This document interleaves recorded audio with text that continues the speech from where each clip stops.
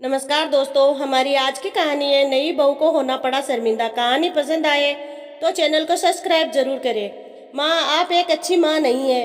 वो निक्की कॉलेज के लिए निकल रही थी कि माँ ने पुकारा, निक्की नाश्ता नहीं किया? रुक जाओ, मैं ला रही हूँ। निक्की चिल्लाते हुए देर हो गई, वहीं कैंटीन में कुछ खा लूंगी कहते हुए गेट से बाहर हो गई। माँ अपने मन में ही बड़बड़ा रही थी कि बात नहीं सुनती, देर रात को सोना, देर से उठना, रोज बाहर का खाना, यही इसका रवैया हो गया है। पता नहीं कब सुधरेगी। उधर निक्की की दादी सुजाता की सास अलग से बड़बड़ा रही थी कि तुम सुधरने दोगी तभी तो सुधरेगी।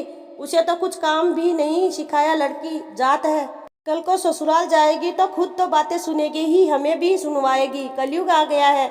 हमारे जमाने में लड़कियों को पूरा काम आता था। 10-15 लोगों का खाना तो पलक झपकते ही बना देती थी। आजकल की लड़कियों को पढ़ाई के नाम पर घर के काम आते ही नहीं। सुजाता को अपनी सास की बातें सुनकर बहुत गुस्सा आया, पर उसने कुछ नहीं कहा और काम करने लगी। दोपहर को सास बहू साथ में बैठकर खाना खाते थे। दादी, जिनका नाम रुक्मणी था, पर सब उन्हें दादी ही कह देते थे, उन्होंने सुजाता को समझाया, देख बहू, जब निक्की ब्याह करके ससुराल जाएगी तब वहाँ उसे बहुत तकलीफ झेलनी पड़ेगी। लड़कियों को या लड़कों को घर का हर काम आना चाहिए, ताकि वे कहीं भी गए तो अपने लिए 2 रोटी तो आराम से बना लेंगे, न कि दूसरों के मोहताज रहना होगा। मेरी बात मान, उसे हफ्ते में 1 दिन खाना बनाने के लिए कहा कर। सुजाता ने सब सुना, फिर कहने लगी, मैं भी तो नाजों से पली बड़ी थी, मुझे भी तो कुछ नहीं आता था, तो क्या अब मैं काम नहीं कर रही हूँ? बहू, तुम समझ नहीं रही हो। तुम तुम्हारे ससुर के दोस्त की बेटी हो, तुम्हें कोई भी दुख नहीं पहुंचना, यही तुम्हारे ससुर की सोच रही थी। इसलिए तुम्हारे काम न करने से भी मैंने तुम्हें कुछ नहीं कहा और खुद ही सब करती रही। फिर धीरे धीरे तुमने भी सीख लिया। अब उसे कैसे लोग मिलेंगे, और अगर वह ससुराल में नहीं भी हो तो कम से कम पति पत्नी को तो खाना बनाकर खाना पड़ेगा न। तुम समझ नहीं रही हो या समझना नहीं चाहती हो, मुझे नहीं मालूम। बड़ी हूँ, अपने तजुर्बे से मैंने तुम्हें बताया है, बाद में तुम्हारी मर्जी, कहकर वह चुप हो गई। सुजाता ने कहा, आप फिक्र मत कीजिए, मेरी बेटी की किस्मत भी बड़ी अच्छी है, उसे भी अच्छा ससुराल मिलेगा, आप जैसी सासू माँ मिलेगी। अभी तो आराम करने के और घूमने फिरने के दिन है। एक बार शादी हो गई तो फिर घर के झंझटों में पड़ना ही पड़ेगा। कहते हुए बात को सुजाता ने टाल दिया। अब रुक्मणी जी ने भी कुछ नहीं कहा और चुप हो गई। उन्हें याद आया, जब सुजाता ने घर में कदम रखा था उसे कुछ भी नहीं आता था, कम से कम 1 गिलास पानी तक अपने हाथों से नहीं लेती थी। माँ ने उसे पूरी तरह से बिगाड़ दिया था।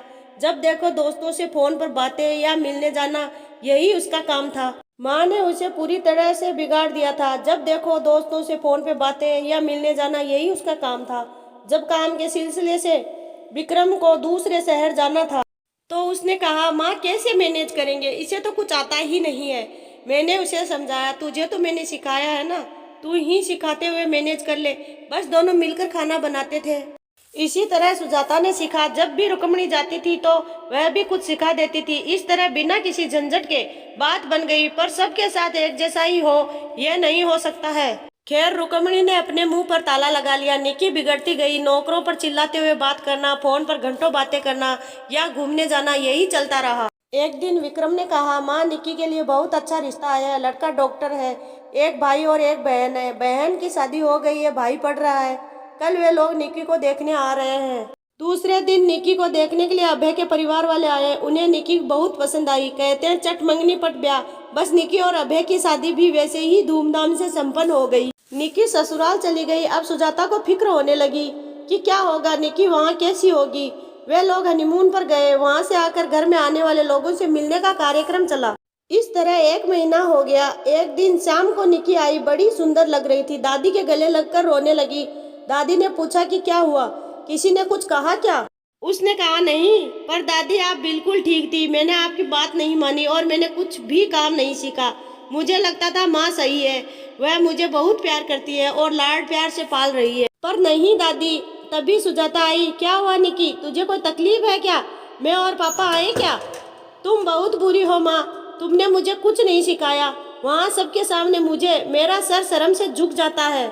आपने मुझे चाय बनाना, खाना बनाना, कपड़ों पे इस्त्री करना कुछ नहीं सिखाया। परसों घर में मेहमान आए थे।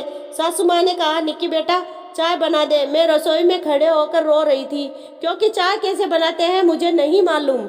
उसी समय वहां से जाते हुए देवर अजय ने मुझे रोते हुए देखा तो पूछा, क्यों रो रही है, क्या हो गया? मैं क्या बताऊं, शर्म में से मैंने अपना सिर झुका लिया। तभी माँ ने पुकारा, बहू बेटे चाय बन गई। तब वह बात को समझ गया और उसने कहा, आप हटिए, मैं चाय बना देता हूँ। उसने चाय बनाई और मैंने सबको जाकर दिया।